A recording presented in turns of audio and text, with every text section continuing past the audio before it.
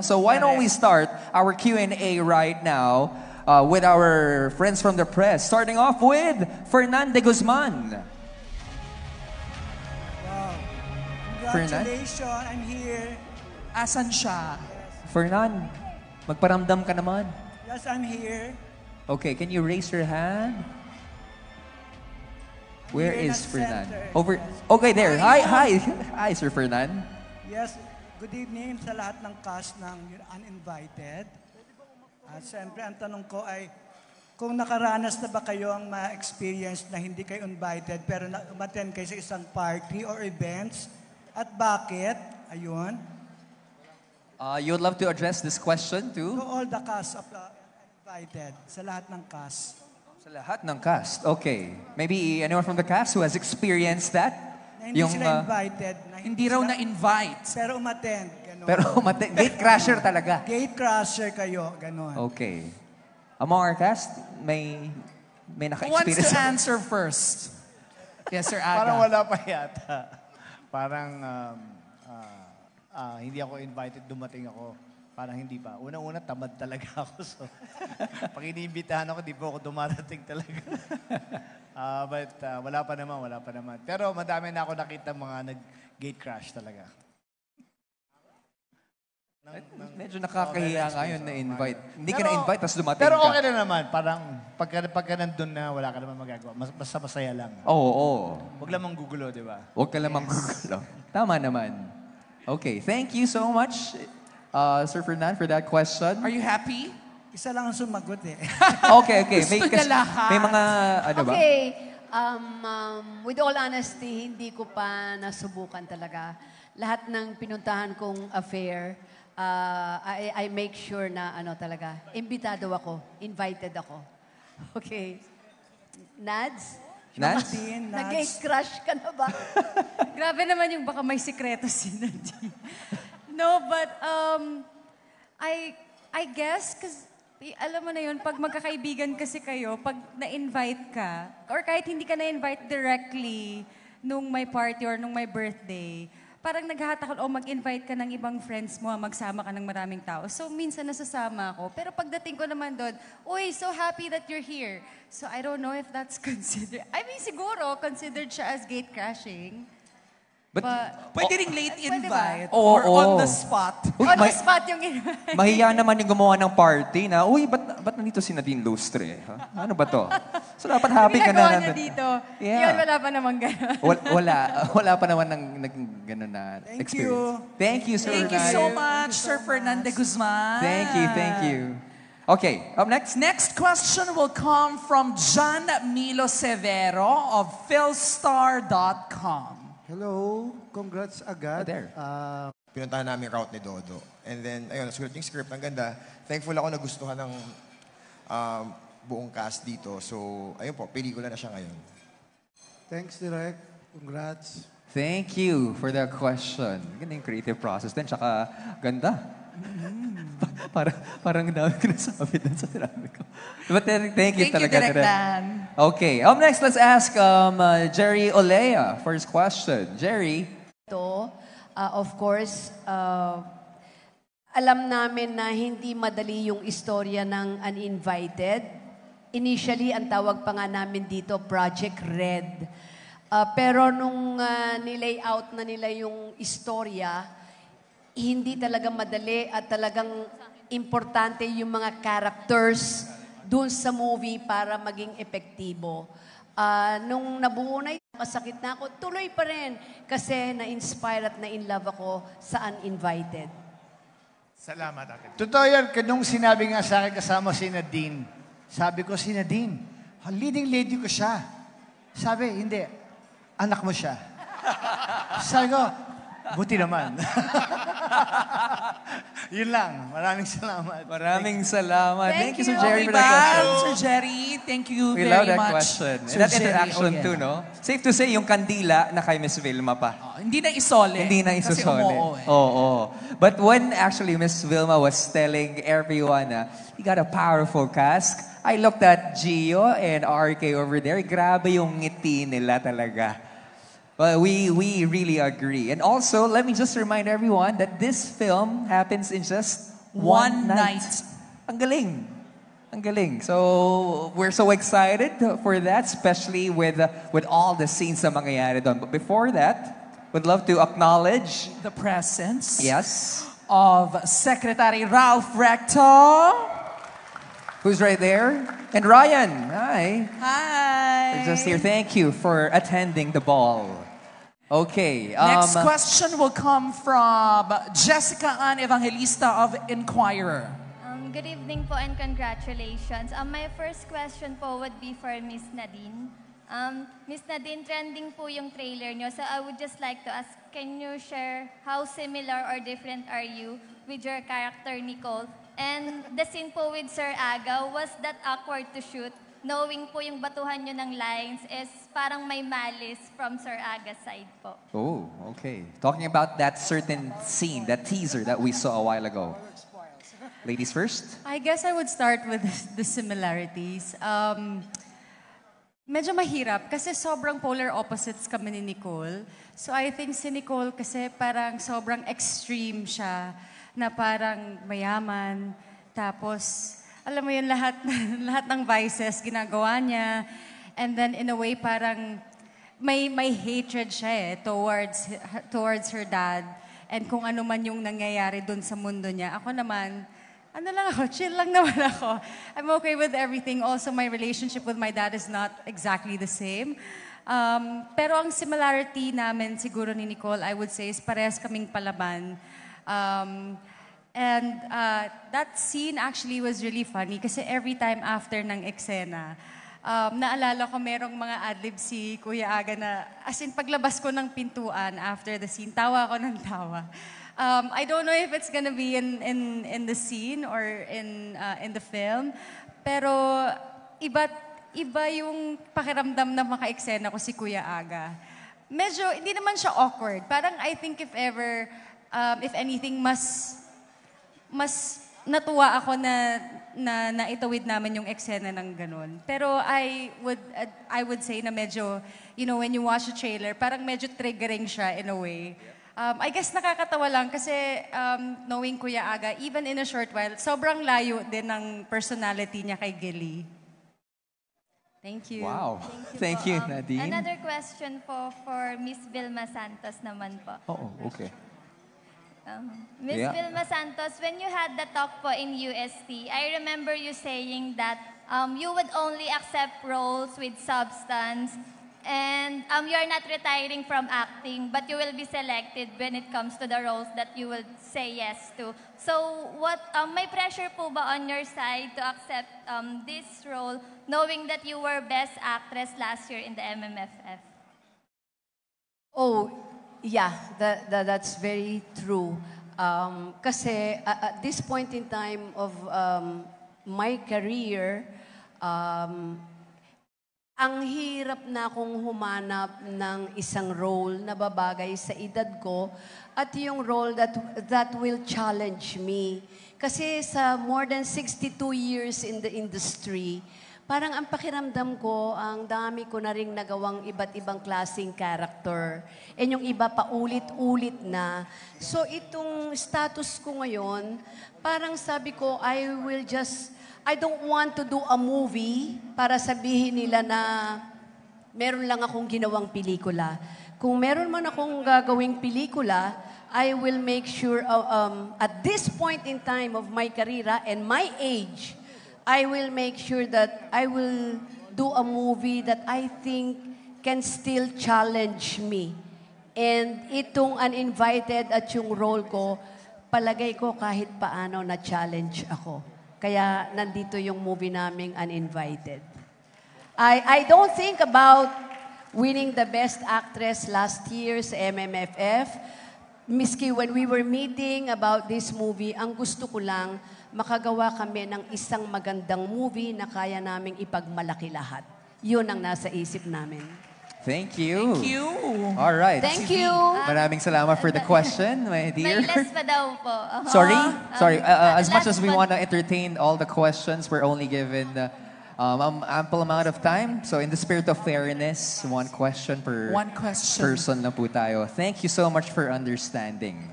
Next, we have Miss Ana Pingol. Hello, Kuya Aga. Kuya Aga. Boss Aga, medyo nawindang ako sa trailer kasi hindi ako sanay na nakikita kang masamang tao.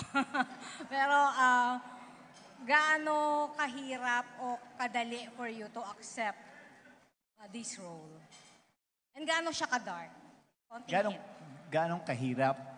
O kadali? Gaano to accept? Gaano kahirap?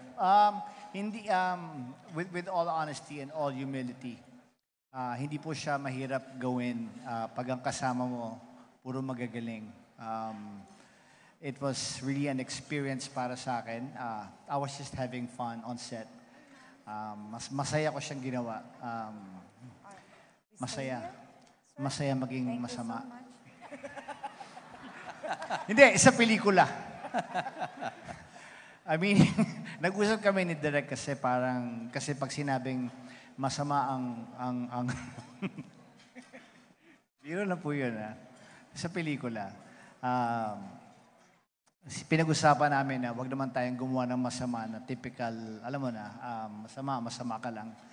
Maganda rin yung kahit yung magsarado yung masamang minamahal ka din. Okay ba yan? Masarado yung masama ka, pero minamahal ka. Yan po ang ginawa namin dito. But really, masaya po gawin talaga with Direct Dan Villegas. First time ko rin siya makatrabaho. Very open siya sa lahat ng kung anong gusto namin gawin. And then, in all honesty, again also, I have to say this. I've worked with Vilma already, twice. Mabibigat yung ginawa namin pelikula. Si Nadine also, yung first time ko siya nakasama rito. Walang warm-up, no? Walang warm-up. Basta nakita kami sa set, shoot kami, mabigat kaagad yung eksena namin. Pero nag-enjoy kami, no? Masaya. Masayang gawin talaga. Lahat masaya. Parati ako masayang umuwi. Nakangiti ako parati dahil sa role na ginawa ko rito. So let's see. Kaya excited din ako kung mapanood po ninyo lahat. Hindi lang po ako. Meron lang po akong gustong sabihin. Gusto kong pakilala po. Nagulat talaga ako nakasama siya rito. Kaya tinanggap ko rito si Ketchup Eusebio. See? I told you. Nagulat talaga ako. Sabi, si Ketchup kasama mo rito. Talaga? Hindi pwedeng hindi ko gawin itong pelikula to. Tapos si Gio Alvarez, sinabi nandyan din. RK Bagatsing, lahat sila. Ito po, mga kasama ko rito. Maraming salamat po. Thank you for the question. Sabi ko sa inyo Si Ketchup talaga Ang sakit ng balikat ni Ketchup ngayon kasi feeling na buhat niya. Yung pressure niya dito, buhat-buhat itong pelikulang to. Nakagano pa si Ketchup kanina pa I can feel it, brother. Thank you. Pero feel natin yung presence, of course. Thank you for the question. We got CWS Party List Congressman Edwin Guardiola joining us tonight. Thank you for being here. Thank you, Congressman. Thank you, of course, we have Angkas CEO, Mr. George Royeca. At ang pinakamamahal ko, MMDA Chairman Don Artes. Hello. Thank you for joining us tonight. Okay, again, we are gonna stick with that one question per person policy. And up next is Ervin Santiago. Sir Ervin. Yes, my question is for Nadine. Nads, paano mo pinaghandaan yung mga intense scenes niyo ni Ate V tsaka ni Aga? I mean, yung mga bardagulan na eksena ninyo sa pelikula. Sorry? Paano pinaghandaan? Oo. Well, ako po kasi, ever since, inaaral ko po talaga yung script, and I really try to put myself in the shoes of my character. Pero yung mga intense scenes din po kasi namin talaga, mahaba-habang rehearsals din. Especially because, you know, yung mga shots, syempre, mahirap yung paulit-ulit. So, I think, yun, a lot of rehearsing and a lot of, ako inaaral ko po talaga siya mahilig po kasi ako mag-imagine. And I think one of the skills that I have is I easily put myself in the shoes of my character. So kahit hindi ko napagdaanan or wala akong experience sa isang bagay na napagdaanan ng character ko, I'm able to, parang nararamdaman ko rin siya. Yon. Thank you. Thank you, Irvin. Next, let's have Daisy Lizelle of Talk Posh. Hello po. Hello po, good evening po everyone. And congratulations na po for Uninvited. For Direct Dan po, I would just like to know, how do you work with your actors to create the best performances, and what techniques do you use to ensure a film is cohesive and flows well throughout the story? Mahaba yung ano dyan. Candidate number one, Direct Dan. First, nagsisend ako ng notes sa mga actors, character nila, yung background. Tapos pati zodiac sign nandun. Para lang may idea yung actors, ano ba yung character nun. Bukod sa interpretation nila sa script. Tapos, nakakatuwa din si Nadine, nag-send siya ng version niya nung na yun yung, talagang, kumbaga, in-imagine niya talaga yung character niya, paano papasok sa eksena, paano lalabas. So, ganun. On set kasi, since nag-usap na kami before, parang hindi naman ako masyadong ma-edit na on set. Ayun. Pero, ayun, mahaba yung sagot, sorry. So, yun lang. Basta, you really have to work closely with your actors. Para nagkakaintindihan kayo, you're looking at the same direction. Thank you. Thank you very much. Next, we have Francis Simeon Mamay of PMPC.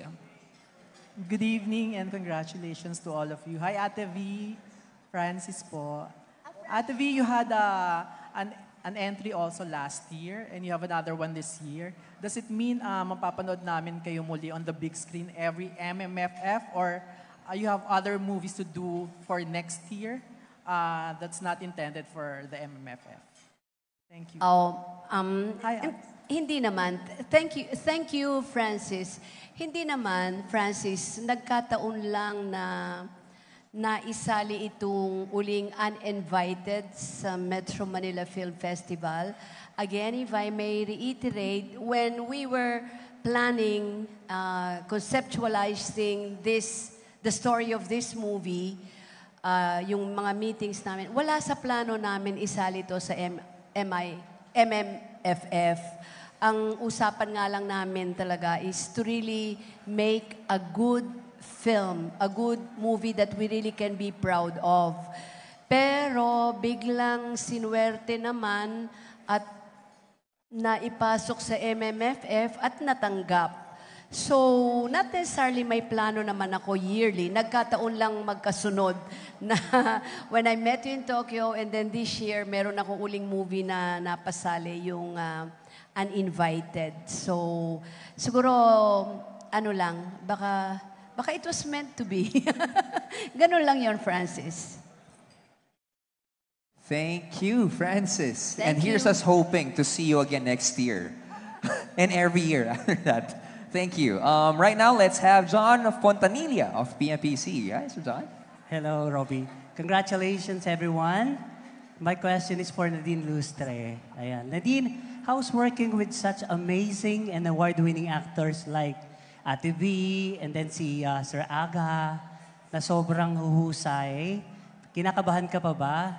Dahil alam naman natin kung gaano ka rin kahusay na actress. Hi, Tito John. Actually, nung pinitch po kasi sa akin nila Direct Dan yung project, nakakatawa yun. Unang nilang ginawa is sinabi nila yung mga kasama sa film. Tapos after nun, parang nagbibigay sila ng synopsis ng kwento. Hindi pa tapos yung pag-explain nila Direct to Net nun. Sabi ko, direct game na. Kasi, I mean, kailan ko ba masasabi na nakatrabaho ko silang lahat in one film? So, syempre, this is an opportunity of a lifetime. So, agad-agad tinanggap ko siya. I think, in the beginning, siguro yung first shooting day namin, syempre pumasok ako dumating ako ng set, medyo kabado ako. Kasi nga, bigatin nga yung mga kasama ko. But then, everyone was so welcoming. Everyone was so nice, Kuya Agen, si Ate V. So, mawawala talaga yung kaba mo. And I think yung pressure and yung kaba na yun just really turned to parang mas more on just wanted parang wanted to have a good time and wanted to do my best and of course to enjoy working on the film. Thank you Thank for you. the question. Thank you, Tito John, Tito John. Fontanilla of PMC.